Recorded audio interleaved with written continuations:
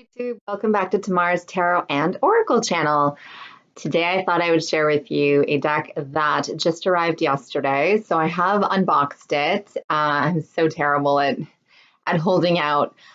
And I have looked through the cards and shuffled them and even played around with them a little bit. And the deck that I would like to share with you today is the Touchstone Tarot.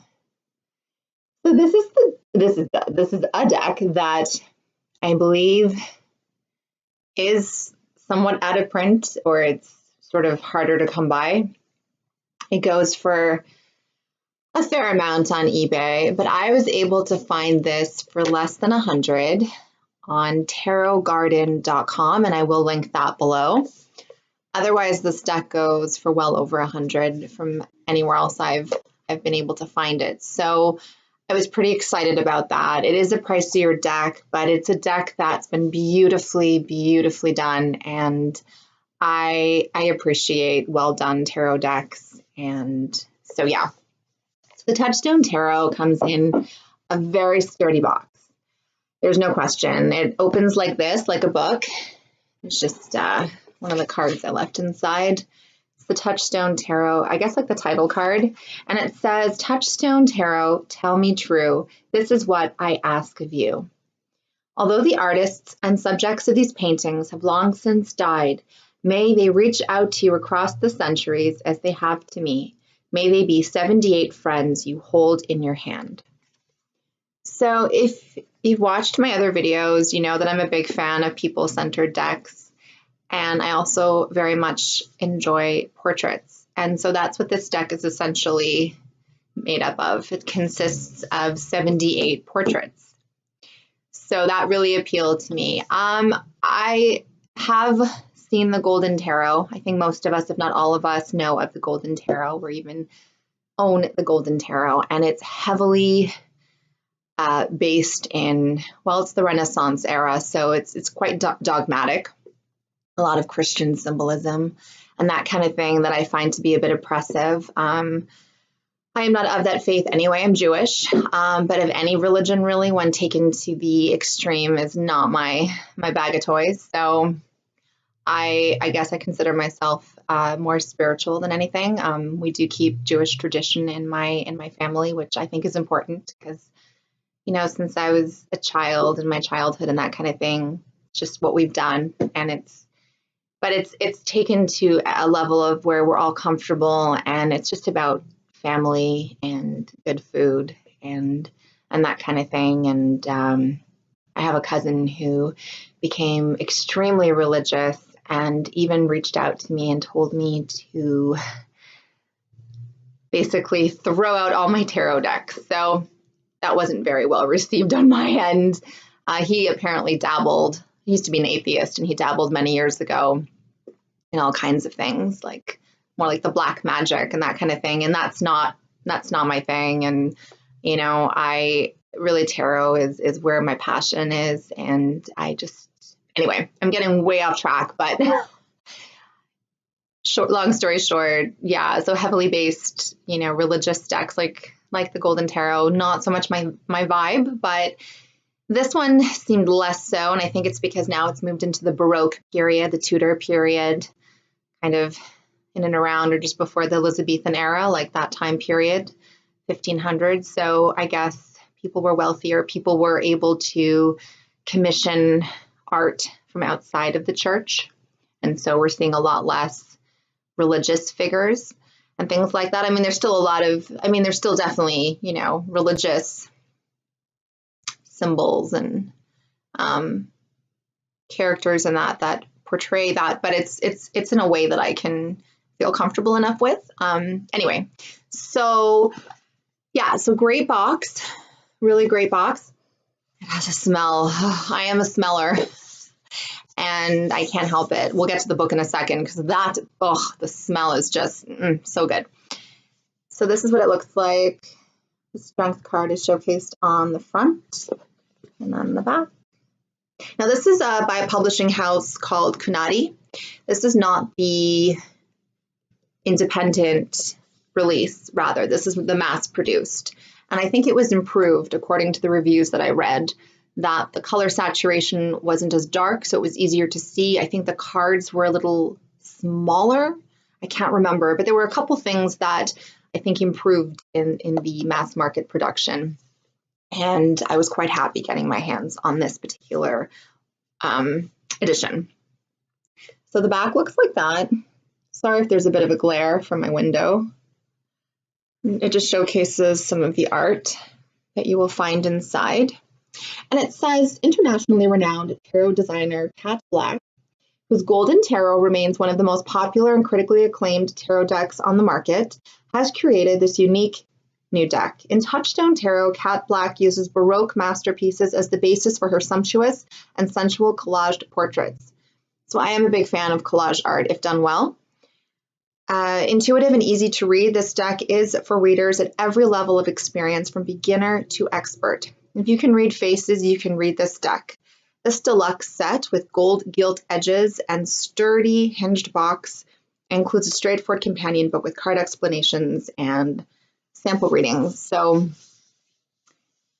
I just lost my train of thought. I was going to add something to that. Now, I'm very big on the facial expressions of the people in my decks. And so this one really called to me because it was more up close and personal, and the colors looked so rich. And I had been meaning to get this deck for a while, but I had noticed that it was sort of out of print and hard to come by. And then I kind of left it for a while. And then I came across it, I think, on someone's channel, and went to tarotgarden.com, which I will again link below, and yeah, purchased it, and they shipped it right away. In fact, I got it in a matter of a few days. I mean, really fast. So awesome. So it's a 78 card tarot deck plus 2 special cards. So one of those 2 is this one that I just read out to you, the title card, and the second one is the Happy Squirrel card. Okay, and it comes with a 200-page. Okay, so let's get to the book then. Really nice book, really well binded and everything about it. Now, can I tell you the best part of this book is the way it smells. I'm not nuts. Well, maybe I am nuts, but I cannot tell you how good this book smells. Hold on a second. Yeah, that's good. It's like that freshly printed, but like not old. I don't know how to describe it. It's so good. If you're smelly like me, a smeller, I don't know what you want to call it. It's just so good. Ugh, it's so good. So this is the cover. She's the queen of, oh gosh, the glare is awful. She is the queen of wands. Now, these are all based on famous portraits. And so Kat Black has taken bits and pieces and assembled them together to create this grandeur, you know, of a historical portrait. And she has referenced each and every little piece that she's taken from each and every painting, pre-existing painting, and she has referenced it underneath. So I really appreciate that, because if there's a part that you like and that you're not sure where it comes from, then you can Google it and look it up and do your own research and read up more about it. So that's really neat. And I love that it's such a well-rounded deck in that sense. Like, it's just every little thought has gone into it and every little detail has been addressed. And I really appreciate that. So all this work, the art that's been rendered, are from paintings from the Baroque period, as I had mentioned. And so it is a darker time, and when I go to the museum, I'm very fixated on portraits, especially like the darker ones. I mean, they tell the story, and they're just so mysterious and so haunting. And so it comes from like a lot of British art, Dutch, that kind of thing. And it lists all the different, less Italian, and she goes into how she came about the Touchstone Tarot, the name for the deck, and a little bit of history in that. And it's a well-written book, and it doesn't go into too much detail about, I mean, I think, I'm just going to see here if I'm right, maybe the major arcana. No, not even. I mean, it's like, I'll read for an example. The Wheel of Fortune, a wheel of robed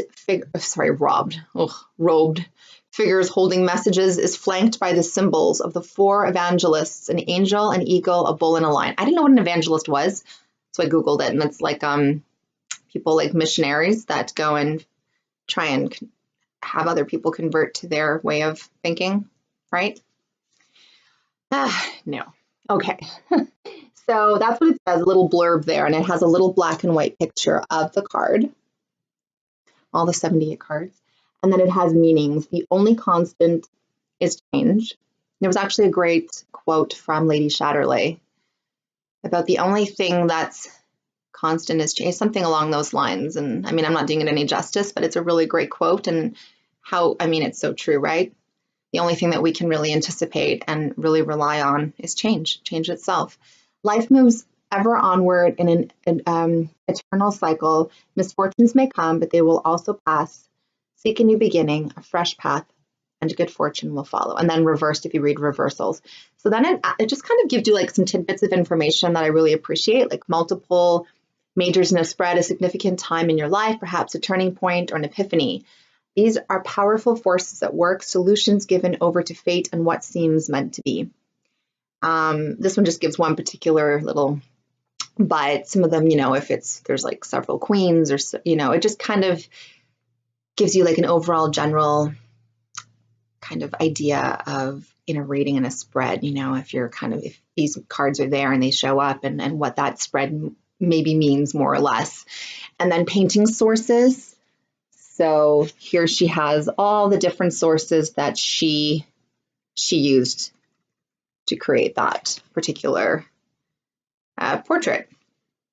So yeah, great book, really good quality. It is, and then other decks, I guess, in the series. Oh, here's Cat Black. I didn't know what she looked like. There you go.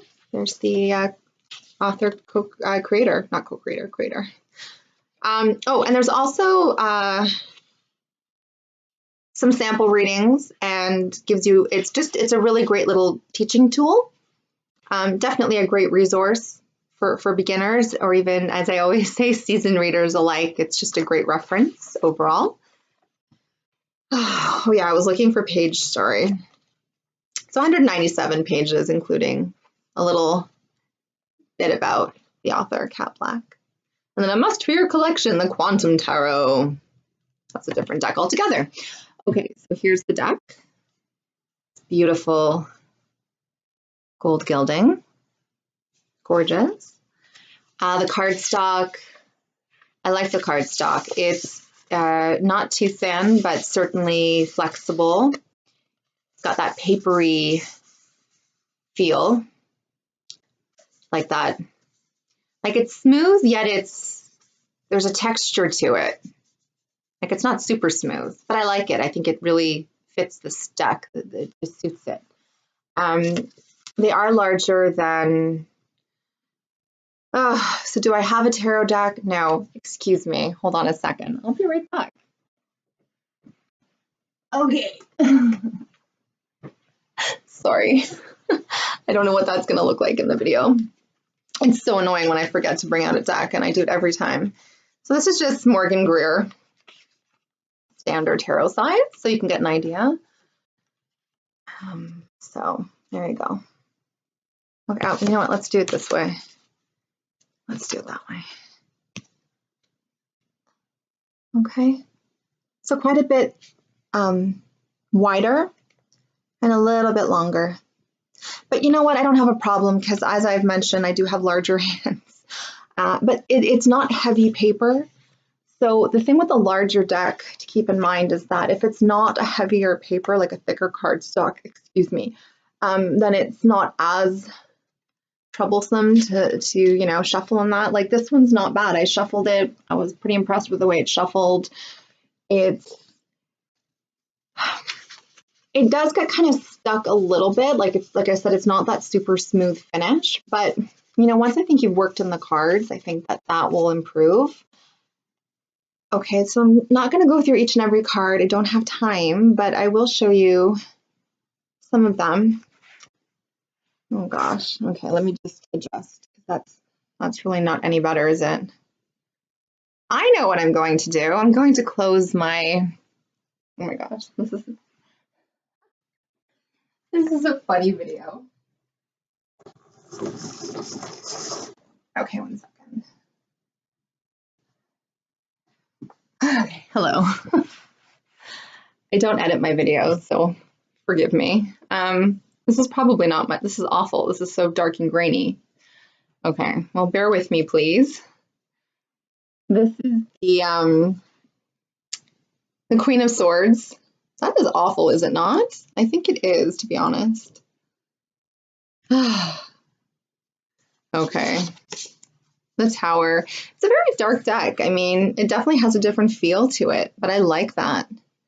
I think my two comfort decks right now would be the Zerner Farber and the Victorian Romantic Second Edition, and those are like lighter and fluffier, whereas this deck is a little bit more, it kind of gives me a bit of an oppressive feeling because it is of that time period, but at the same time, I love art, and so I didn't really have anything from that particular time period.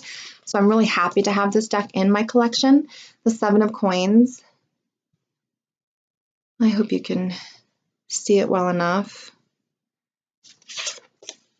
Happy Squirrel card.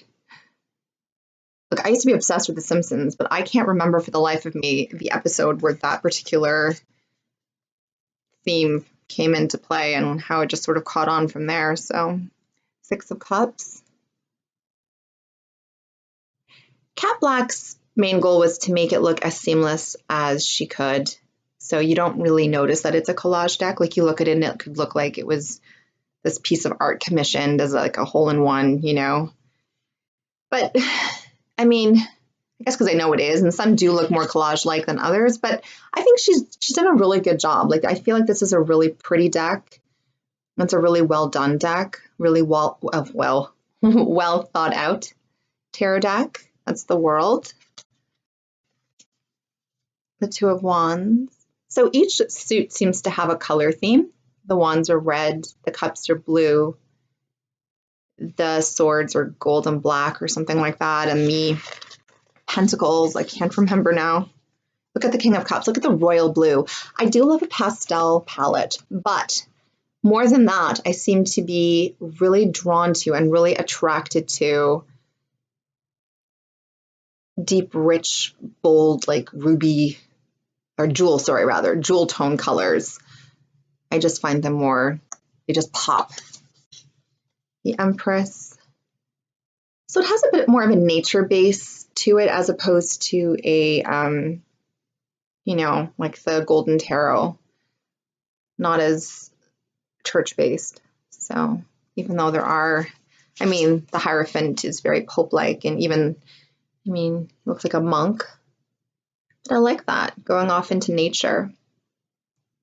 I don't like the way this is coming out because it's so dark and grainy. The Five of Cups, like this is not doing it justice, but the background is so rich and blue, like a sapphire blue. There we go. And there are videos out there of this deck, but I just thought I'd, Nine of Cups, have a very hardened look on their faces, like from that time period. But I'm always so enamored with portraits from that period, like the Dutch painter. I mean, just it was so dreary and dark and depressing. But I feel like they have such a intricate story to share. You know, they've been through so much and in a time where I couldn't even imagine. Not my favorite card. I dislike skeletons. I was just having this conversation with a friend of mine, and we just, you know, some people adore them. And I know it's also to do with, well, I mean, death, it does terrify me. But just the aesthetics of it, it doesn't really, I wasn't ever wild about the Magician, but I love the Owl. I don't know why. You have to ask yourself why. Why don't you, you know, gel or like certain images? Okay, let's show you, I love the Chariot, and I love that it's a woman. The Knight of Coins. I guess the coins are more, yeah, like greens in the background, but very rich, vibrant colors. Okay. Eight of Cups. I like the way there's an owl flying overhead. It's my lunch hour. I think I eat too quickly and then I get indigestion. I feel like this is the most opportune time to make videos for the most part, so I do that. I take full advantage because I have a little bit more time too. Okay, the Knight of Swords. Look at his face. Not the friendliest guy in town. The Ace of Wands. My favorite is the Ace of Swords in this deck. I mean, this is quite religious looking. High Priestess. Not my favorite High Priestess, but she certainly looks very worldly and full of wisdom. Let's see if I can find. So I've also, I think I've mentioned this, and I know other people feel the same, the issue that we have with this sort of, I like to see the animal existing with the human, like coexisting, like as one.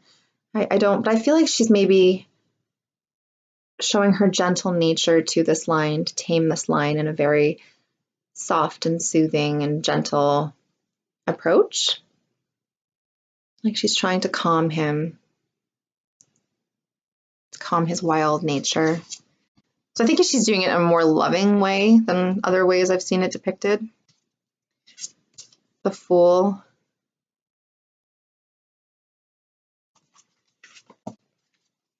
The Queen of Coins. I think I need to, oh my gosh, it's so hot in here. It's pretty nice outside today, not too hot, but in here it's pretty warm. 10 of Cups. I just love how their faces tell a story. Here, she's my favorite. And she's beautiful. The fierce tiger in the background. Okay, so yeah, that's the Touchstone Tarot. The Queen of Cups. Ultimately, I just want to collect all the collage decks that I think are well done enough to have in my collection. And I really like this one. We've seen this Devil card used for other decks as well. A little bit different though, because the background's slightly different, but I think that's pretty good for the Devil, I'd say. 10 of Wands. I think this is Anne of Cleves. It goes into a little bit of historical background. King Henry VIII's, was it the 8th? Yes. One of his many wives. I think he had a thing for, was it? No, I can't remember now. Okay, I'm not going to do anything. I'm just going to botch it. So I read something and I can't remember exactly. So,